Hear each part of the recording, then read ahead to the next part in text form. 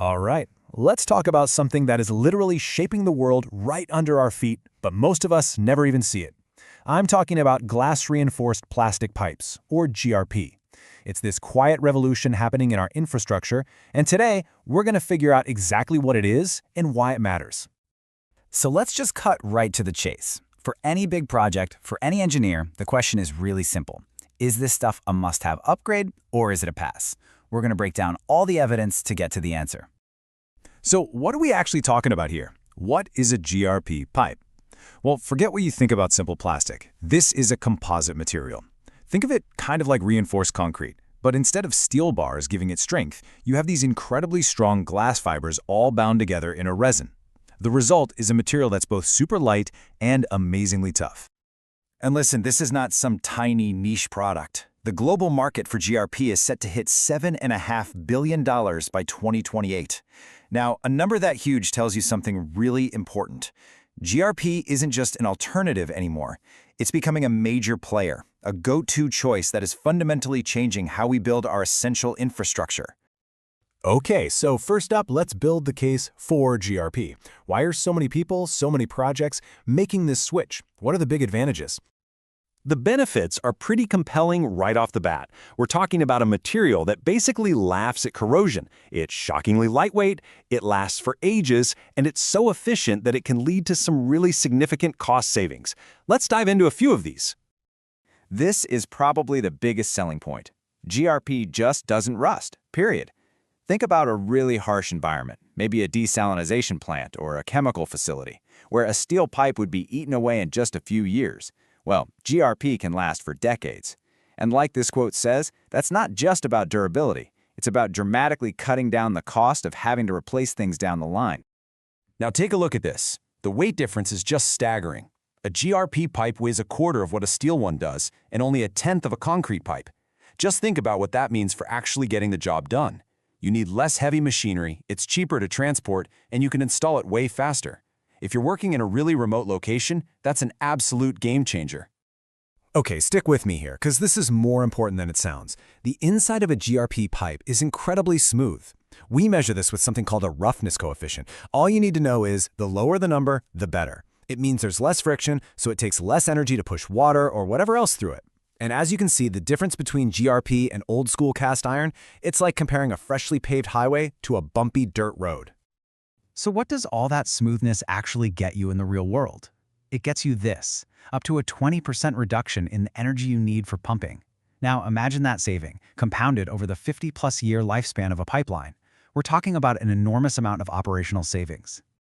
And here's the bottom line. When you add it all up, the lower installation costs, almost no maintenance, the reduced energy bills, you get this. GRP can deliver total lifecycle cost savings of 20 to 40% compared to steel. The initial sticker price might be one thing, but the long-term economic argument, it's incredibly powerful.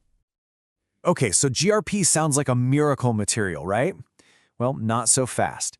A smart decision always means looking at the other side of the coin. So let's do a reality check and get into some of the hidden hurdles, the areas where GRP might not be the perfect choice. You know, no material is a silver bullet, and GRP has some very specific limitations. It can be brittle if you don't handle it right, fixing it requires special skills, and it has some pretty clear boundaries when it comes to things like temperature and size. The biggest concern people have is usually impact brittleness. Unlike a steel pipe, you can't just drop a GRP pipe off a truck. A sharp, hard impact can cause tiny cracks. But here's the key. This is a manageable risk. It's not a deal breaker. With proper procedures for handling and installation, like the ones you see here, you can pretty much eliminate this risk. It just requires more care and a little more planning up front. Here's a hard limit you absolutely need to know. A standard GRP pipe is happy operating between -40 and 100 degrees Celsius. Now, that covers the vast majority of water and wastewater projects, but what if your project runs a little hotter? And that's the million-dollar question, isn't it? If you're trying to move something like hot oil or industrial steam, that 100-degree ceiling can be a real problem. And this is where the trade-off comes in. You can get GRP pipes that handle higher temperatures, but they need to be made with special, more expensive resins. And that can bump up your material cost by a pretty significant 20 to 30%. So the capability exists, but it's definitely going to cost you. All right, we've seen the pros, we've seen the cons. Now let's put GRP in the ring with its main rivals for a direct head-to-head showdown. This table really just lays it all out, doesn't it? When it comes to being lightweight and fighting corrosion, GRP is the undisputed champion. It's not even close. But if your job site is rough and there's a high risk of impact, or if you need to handle extremely high temperatures, well, that's where the old-school robustness of steel and concrete gives them the edge. There's really no single best material. It's always about the best material for the job. So all of this brings us right back to our original question. How do you make the right call?